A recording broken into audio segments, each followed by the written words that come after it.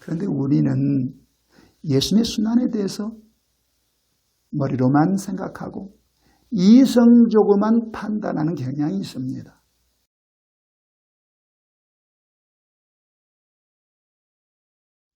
매년 봄 6월절 절기가 되면 이스라엘의 성인 남자들은 가능한 한 예루살렘에 올라가서 성전에서 그 절기를 지키곤 했습니다. 그래서 예수님과 그 일행이 예루살렘으로 올라가고 있었던 것입니다. 32절 말씀을 보시겠습니다. 예루살렘으로 올라가는 길에 예수께서 그들 앞에 서서 가시는데, 이처럼 예루살렘으로 올라가는 길에 주님이 그 모든 일행에 앞장서서 적극적으로 그 길을 이끌고 계셨습니다.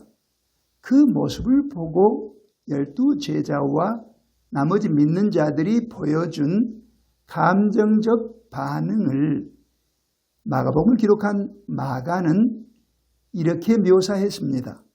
32절 중간을 보시면 그들이 놀라고 따르는 자들은 두려워하더라. 여기서 말하는 그들은 12제자를 가리킵니다. 12제자는 그 모습을 보고 놀라워했습니다. 그리고 따르는 자들은 12제자에 속하지는 않지만 예수님을 잘 믿고 열심히 따르던 믿는 자들입니다. 그들은 두려워했습니다.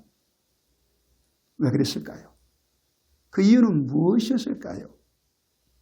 며칠 후면 예루살렘에서 당하게 될 끔찍한 사건 때문이었습니다. 이에 대해서 예수님께서 33절로 34절에서 말씀하셨습니다. 보라, 우리가 예루살렘에 올라가노니 인자가 대제사장들과 서기관들에게 넘겨짐에 그들이 죽이기로 결의하고 이방인들에게 넘겨주겠고 그들은 능욕하며 침뱉으며 채찍질하고 죽일 것이나 그는 3일 만에 살아나리라. 주님이 다가올 순환에 대해서 언급하셨는데 이 동일한 언급을 먼저 마가복음 8장 31절에서 1차로 하셨고 마가복음 9장 31절에서 2차로 하신 다음에 오늘 본문에서는 3차로 예언하셨습니다. 그래서 예수님의 12제자와 나머지 믿는 자들은 예수님의 이 예언을 100% 믿을 수밖에 없었습니다. 그렇게 되면은 이제 며칠 후면 예루살렘에서 끔찍한 일을 그들이 맞닥뜨리게 될 것입니다. 예수님께서 이 순환을 당하시면서 그와 함께 그 불똥이 12제자와 나머지 믿는 자들에게도 떨어질 것이 분명했습니다. 그들도 체포되고 재판받고 감옥에 갇힐 수도 있었습니다. 그래서 그들은 놀라워하고 두려워했던 것입니다. 이때 12제자와 그 믿는 자들의 마음에 분명 두 가지 의문이 들었을 것입니다. 그 첫 번째 의문은 예수님은 왜 다가올 순환을 피하려고 하지 않으실까? 바로 이 의문이었습니다. 생각해 보십시오. 만일 여러분이 서울에서 부산까지 자동차를 몰고 고속도로를 달리는데 반드시 대형 사고를 당하게 될 것이다. 이렇게 미리 알게 된다면 여러분은 어떻게 하시겠습니까? 당연히 피하시겠죠. 자동차를 몰고 고속도로를 달리려고 하지 않을 것입니다. 굳이 자동차를 몰아야 한다면 고속도로를 피해서 국도로 갈 것이고 시간을 아끼려면 비행기를 타면 됩니다. 이처럼 피하면 되는데 예수님도 마찬가지였습니다. 예수님도 예루살렘에 올라가지 않으시면 됩니다. 피하시면 됩니다. 죽는 한이 있어도 꼭 예루살렘에 올라가서 성전에서 6월절 절기를 지켜야 한다. 이런 법은 없었습니다. 그래서 예수님의 12제자와 믿는 사람들의 판단에는 예수님이 피하면 될 터인데 예수님의 입에서는 피하겠다는 말씀이 안 나왔습니다. 그러다 보니 이들의 마음에는 왜 주님은 그 다가올 순환을 피하려고 하지 않으실까? 이런 의문이 들었을 것이고, 그와 함께 예수님 앞에 임하게 될 그 끔찍한 순환이 머리에 생생히 그려지면서 그들은 그렇게 감정적인 반응을 보였던 것입니다. 또 그들의 마음에 일어나게 됐을 두 번째 의문은 예수님은 왜 초자연적인 능력으로 그 순환을 이겨내려고 하지 않으실까? 바로 이 의문이었을 것입니다. 예수님에게는 초자연적인 능력이 있으셨습니다. 특별히 12제자는 그 능력을 직접 경험하고 목격을 했던 사람들입니다. 예수님에게 있던 초자연적인 능력은 어땠습니까? 주님께서 갈릴리 바다 위에서 미친 듯이 불어닥치는 그 광풍과 그로 인해 높이 솟는 그 파도를 말씀으로 잠잠하게 하셨고 잔잔하게 만드셨습니다. 대단한 능력이셨습니다. 또 주님은 거세게 부는 그 역풍 가운데 제자들이 갈릴리 호수를 배를 타고 지나갈 때 주님께서 그 바다 위를 걸어서 제자들에게 오셨습니다. 대단한 능력이 아닙니까? 또 주님은 보리떡 5개와 물고기 2마리로 굶주린 남자 성인 5,000명과 그리고 여성과 아이들까지 포함하면은 5,000명을 크게 상회하는 그 많은 사람들을 배불리 먹이셨습니다. 그리고 그 남은 음식물 조각을 바구니에 담았더니 12바구니에 가득 찼습니다. 놀라운 능력이었습니다. 또 주님은 말씀으로 귀신을 쫓아내셨고 말씀으로 각색 병자를 고치셨습니다. 또 주님은 나인성에 사는 어떤 과부의 죽은 아들을 말씀으로 살려내셨습니다. 대단한 능력이요 초자연적인 능력이었습니다.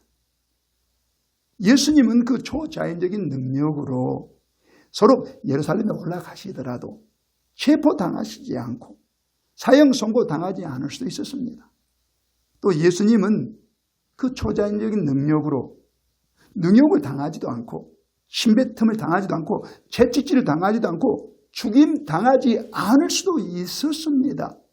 제자들과 나머지 믿는 사람들은 다 이렇게 생각했을 수 있습니다. 그런데 주님의 입에서는 그 초자연적인 능력으로 다가올 순환을 이겨내겠다 이런 말씀이 안 나오는 거예요. 그런 의지를 전혀 표하지 않는 것입니다. 그래서 12제자와 그 믿는 자들은 마음에 주님은 왜 그 초자연적인 능력으로 저 순환을 이겨낼 생각을 전혀 하지 않으실까?